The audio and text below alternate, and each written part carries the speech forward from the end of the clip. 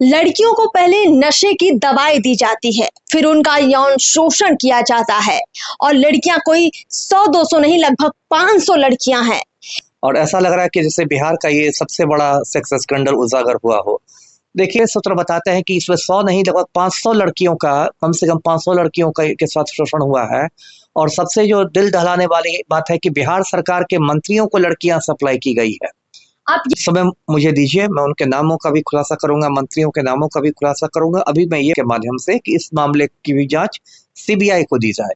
तो मुजफ्फरपुर में तैनात रहा हूं, मैं मुजफ्फरपुर में एएसपी भी रहा हूं, मैं मुजफ्फरपुर में बीएमपी 6 का कमांडेंट भी था और मुजफ्फरपुर से चप्पे चप्पे से मैं परिचित हूँ। और लड़कियों को पहले नशे की दवाई दी जाती है, फिर उनका यौन शोषण किया जाता है और लड़कियां कोई 100-200 नहीं, लगभग 500 लड़कियां हैं। ये सनसनीखेज मामला सामने आ रहा है बिहार के मुजफ्फरपुर से। ये वही मुजफ्फरपुर है जहां 5-6 साल पहले भी ऐसा कांड हो चुका है। लेकिन ताजा मामला क्या है, कौन कर रहा है इन लड़कियों का यौन शोषण और कैसे ये गंदा खेल शुरू हुआ, सब कुछ आपको बताएंगे पीओ भारत पर। देखिए, इस वक्त चर्चा के लिए, पूरी बातचीत के लिए पूर्व आईपीएस अमिताभ दास हमारे साथ हैं। सर, आपका बहुत बहुत स्वागत है।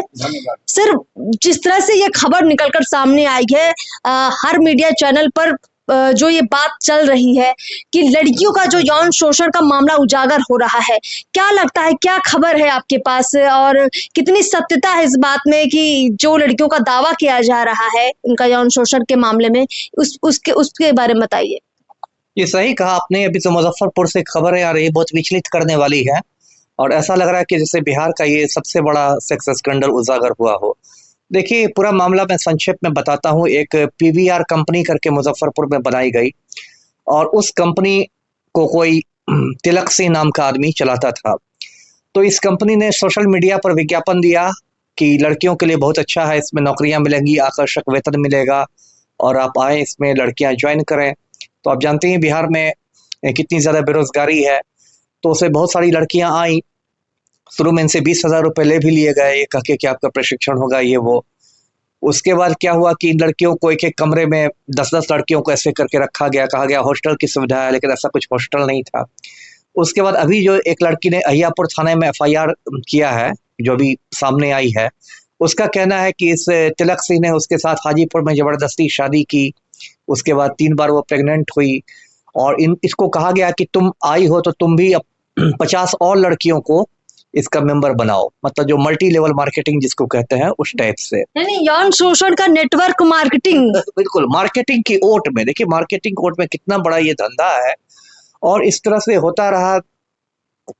और ये बात आ रही है, जो लड़की का कहना है कि लगभग 100 लड़कियों के साथ ऐसा हुआ है। और तब ये मामला अभी दायर हुआ है और अब तो राष्ट्र की सुर्खियों में, नेशनल हेडलाइंस में है।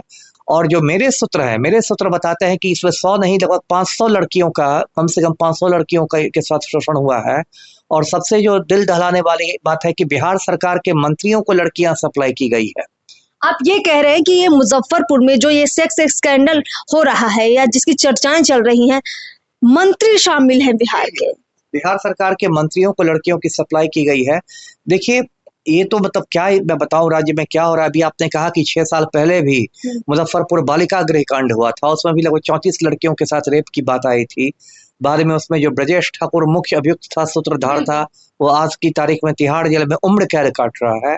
और उसमें भी बहुत हड़कंप मचा था। बिहार सरकार में जो मंत्री थी, समाज कल्याण मंत्री मंजू वर्मा, उनको इस्तीफा देना पड़ा था।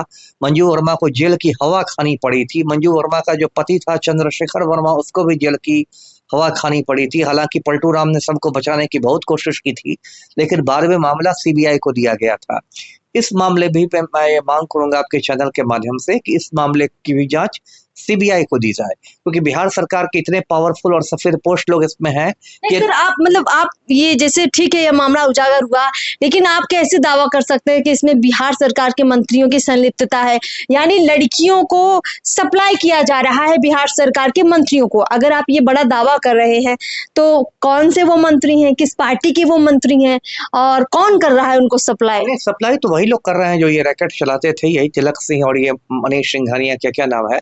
देखिए, मैं खुद मुजफ्फरपुर में तैनात रहा हूँ, मैं मुजफ्फरपुर में एएसपी भी रहा हूँ, मैं मुजफ्फरपुर में बीएमपी 6 का कमांडेंट भी था और मुजफ्फरपुर से चप्पे चप्पे से मैं परिचित हूँ और वहां से मुझे खबर मिलती रहती है। और कुछ दिन समय मुझे दीजिए, मैं उनके नामों का भी खुलासा करूंगा, मंत्रियों के नामों का भी खुलासा करूंगा। अभी मैं ये बात कह रहा हूँ, देखिए मैं मीडिया से बिना ठोस सबूत के कुछ बोलता नहीं, अभी चूंकि मेरे पास उतने सबूत नहीं है कि मैं किसी का नाम ले सकूं, लेकिन ये बात मुझे मालूम हुई है तो मैं बता रहा हूँ। और देखिए एक पैटर्न बन गया है, मुजफ्फरपुर बालिका गृह कांड के बाद आपको याद होगा कि गाय घाट शेल्टर होम में भी इस तरह का कांड हुआ था, आपको याद होगा। और उस समय भी पाया गया कि सारे सीसीटीवी कैमरे खराब कर दिए गए थे और लड़कियों के साथ इस तरह का जुल्म हुआ। उस समय भी पुलिस एफआईआर नहीं कर रही थी, पटना के डीएम ने तो लड़कियों से मिलने से इनकार कर दिया था। बाद में जब पटना हाईकोर्ट ने उसमें स्वतः संज्ञान लिया, सुओ मोटू कॉग्निजेंस दिया, तब जाकर महिला थाना में 2 एफआईआर दर्ज हुए। वो मामला भी अभी ठंडे बस्ते में ही चला गया, मुझे नहीं लगता कि कुछ हुआ। बीच में शायद सुपरिटेंडेंट की गिरफ्तारी हुई थी, उसका कुछ हुआ नहीं, ठंडे बस्ते में ही मामला है। फिर लोग चुनाव में फंस गए। अब ये जो मामला आया है, इसको भी पूरा ठंडे बस्ते में डालने की कोशिश होगी।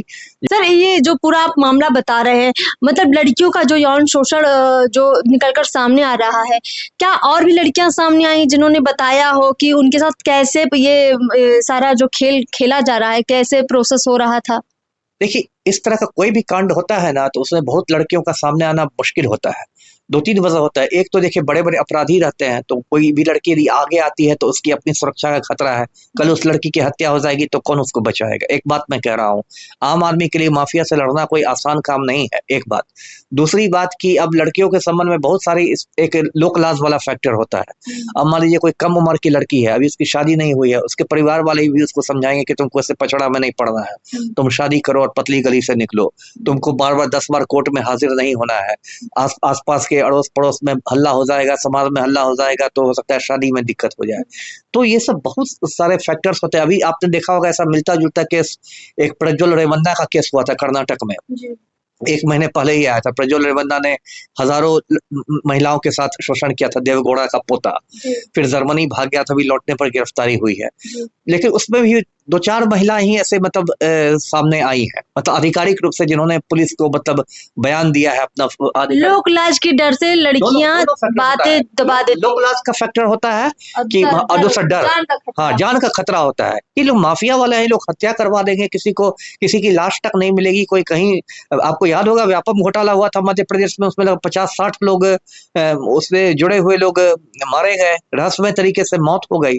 तो किसी भी आम आदमी के लिए माफिया से टकराना कोई हंसी खेलने ना है। जी चलिए सर, बहुत बहुत शुक्रिया हमसे बातचीत करने के लिए। और हम चाहेंगे कि इस मामले में, जैसा आपने कहा है कि चूंकि आपका भी आरोप है कि इसमें कई मंत्री बिहार सरकार के हैं और उनके नाम आप उजागर करेंगे आने वाले वक्त में, जरूर हम आपसे फिर बातचीत करेंगे और दर्शकों को भी बताएंगे कि इस मामले में आगे क्या कुछ हो रहा है और संलिप्तता वाकई में किन लोगों की है। ये जांच का विषय है, छानबीन का विषय है और जरूर उम्मीद करते हैं कि जल्द इस मामले में पुलिस कोई बड़ा खुलासा करेगी। तब तक के लिए लगातार हमारे साथ बने रहिए, इस मामले पर और भी खबरें लेकर आएंगे। नमस्कार।